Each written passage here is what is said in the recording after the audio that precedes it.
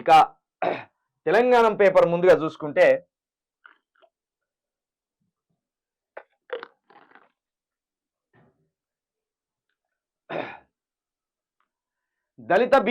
దళిత BC నేతలంటే చులకన. Protocol వివాదంపై స్పీకర్కు వేమ్ల వీరేశం ఫిర్యాదు. ఆకలినైనా సహిస్తా గాని అవమానాన్ని భరించలేను. పోలీసుల తీరుపై స్పీకర్కు మొరపెట్టుకున్న ఎమ్మెల్యే. సీఎం సోదరులకు ఒకలా, దళిత ఎమ్మెల్యేలకు మరొకలా అన్న చర్చ. సొంత పార్టీ ఎమ్మెల్యేలలో అంతర్మదనం. వేమ్ల ఫిర్యాదు వెనుక జిల్లా సీనియర్ నేత ఉన్నాడన్న గుసగుసలు. నగరకాల ఎమ్మెల్యే వేమ్ల వీరేశం ప్రోటోకాల్ వివాదం సరికొత్త చర్చకు దారితీస్తుంది. దళిత ఎమ్మెల్యేలందరూ కలిసి స్పీకర్ను కలిసి మరీ తమ వేదన వెల్లబుచ్చడం చర్చనీయాంశమైంది. ఎన్నికైన ప్రజాప్రతినిధులకే ఇలా ఉంటే రాష్ట్రంలో తమను పట్టించుకునేవారు ఎవరని ప్రశ్నించినట్టు తెలుస్తుంది.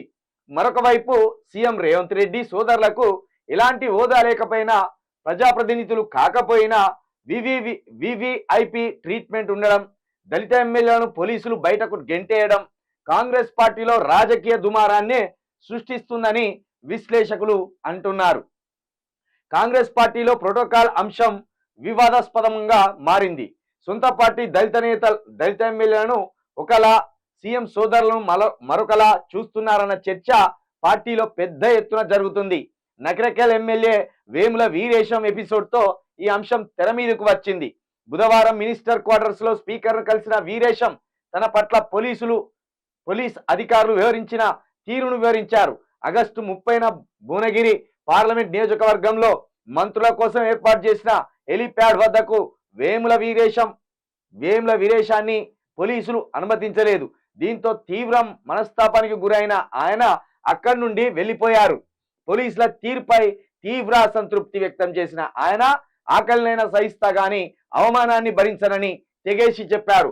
ప్రోటోకాల్ వివాదంపై లోలోన రగిలిపోతున్న ఆయన బుధవారం నేరుగా స్పీకర్ను కలిసి ఫిర్యాదు చేశారు. ప్రజాప్రతినిధిగా నియోజకవర్గ సమస్యలు చెప్పడానికి వెళుతున్నప్పుడు తనను అవమానించారని అన్నారు. తనను అడ్డుకోవడం నియోజకవర్గ ప్రజలను అవమానించినట్టుగా భావిస్తున్నానని చెప్పారు. ఇదంతా చదవడం కంటే దళిత ఎమ్మెల్యేలు మీకు ఆత్మగౌరవం ఉందనుకోవడం మిమ్మల్ని మీరు ఆత్మవంచన చేసుకోవడమే. మీరు వాళ్ళిచ్చిన టికెట్లు, వాళ్ళిచ్చిన డబ్బులతో గెలిచి మాకు గౌరవం ఇవ్వమంటే వాళ్ళు ఇవ్వరు.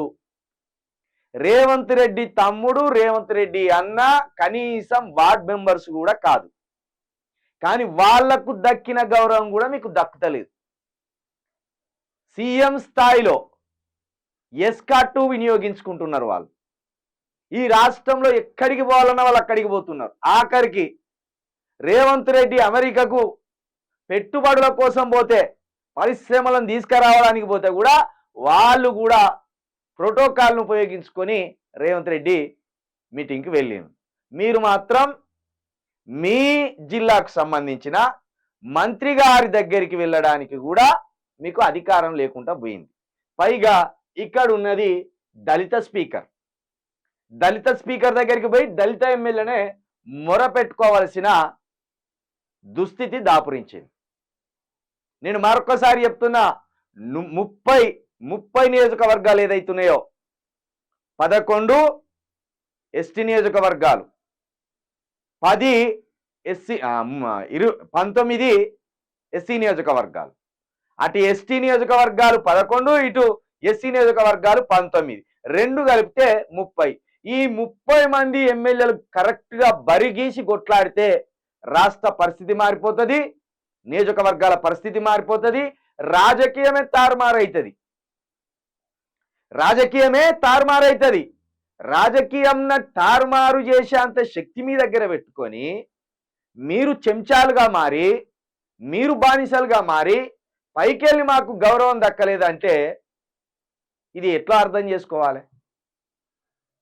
హైదరాబాద్లో 7 స్థానాలలో ఉన్న ఎంఐఎం పార్టీ వాళ్ళ ప్రాంతాన్ని టచ్ చేయాలంటే ముఖ్యమంత్రి నుండి కూడా ఆఖరికి ప్రధానమంత్రి నుండి కూడా సుస్సుపోసుకోవాల్సిన పరిస్థితి వస్తుంది. అక్కడ ముట్టుకుంటే ఏమవుతుందో, ఎలాంటి పరిస్థితులు తలెత్తుతాయో, అక్కడ ప్రజలు ఎట్లా రియాక్ట్ అవుతారో అనే స్థాయిలో వాళ్ళు ఎంఐఎం పార్టీ వాళ్ళు 7 ప్రభావం చూపిస్తారు. అంత శక్తిని సంపాదించుకున్నారు. కారణం వాళ్ళ ప్రజల్లో వాళ్ళ పట్ల విశ్వాసాన్ని కల్పించుకున్నారు. వాళ్ళ ప్రజల పట్ల వాళ్ళ నియోజకవర్గాలలో ఆ నాయకులు ఆ స్థాయిలో నమ్మకాన్ని కలిగించిండు. కానీ మీరేం చేస్తారు? ఇంకొకరి దగ్గరికి టికెట్కి పోయి ఇంకొకరు పైసలు ఇస్తే ఆ పైసల ద్వారా గెలిచి ఆ పార్టీకి విధేయులుగా ఉంటారు. అటువంటప్పుడు సహజంగానే మీకు అవమానం ఏర్పడుతుంది. ఒక వేముల వీరేశం పట్టి ఇక్కడ అంటట్లేదు నేను. కడియం సిఆర్ కావచ్చు, సీతక్క కావచ్చు, అక్కడ అదే వరంగల్లో వర్ధనపేటలో ఉన్న ఆయన కావచ్చు, ఇంకో ఎమ్మెల్యే నాగరాజు వర్ధనపేట, ఇట్లా నీకు తుంగతుర్తిలో కావచ్చు, ఇప్పుడు మందుల సామేలు 19 ఎస్సీ స్థానాలు, 11 ఎస్టీ స్థానాలు. వీళ్ళంతా కూడా ఏదో ఒక పార్టీకి చెంచాలుగానే ఉంటారు, బానిసలుగానే ఉంటారు, విధేయులుగానే ఉంటారు. కానీ మాకెందుకు ఇట్లా జరిగిందని మా అంటే రిక్వెస్ట్ లెటర్ ఇస్తారు. అంతేగాని రేవంత్ రెడ్డిని గల్లబట్టి అడిగే దమ్ము ఉంటుందా? రేవంత్ రెడ్డి మీద వాళ్ళ రాహుల్ గాంధీకి కావచ్చు, సోనియా గాంధీకి కావచ్చు ఫిర్యాదు చేసి మాకు ఇట్లా జరిగిందని వాళ్ళని తీసేయమని చెప్పే దమ్ము ఉంటుందా? ఉండదు. వీళ్ళకు ఇంకా ఇదే అధినేతలకు, ఇదే రేవంత్ రెడ్డికి కావచ్చు, ఇదే ఉత్తమ్ కుమార్ రెడ్డికి కావచ్చు, అక్కడున్న రాహుల్ గాంధీకి, సోనియా గాంధీకి కావచ్చు కోపం వస్తే వచ్చేసరికి ఇదే వేముల వీరేశం అన్నది కావచ్చు, లేకపోతే తుంగతుర్తి ఎమ్మెల్యే సామేల్ అన్నది కావచ్చు, కడియం సిఆర్ది కావచ్చు, వీళ్ళ టికెట్లే రావు. అందుకే చెంచాయుగం బుక్ చదివి మీరు సెల్ఫ్ రెస్పెక్ట్ నేర్చుకోండి. మీరు ఏమనుకుంటాను, ఇంతసేపు మీరు సెల్ఫ్ రెస్పెక్ట్ అంటే మీరు కూడా వాహనం ఎక్కిపోవడం, వాహనం ఎక్కి రావడం అనుకుంటారు. కాదు, రాజకీయాన్ని శాసించడం సెల్ఫ్ రెస్పెక్ట్. ఇక్కడ మీరు రాజకీయాన్ని శాసించే స్థితిలో లేరు, రాజకీయాల్లో ఆశించే స్థితిలో ఉన్నారు.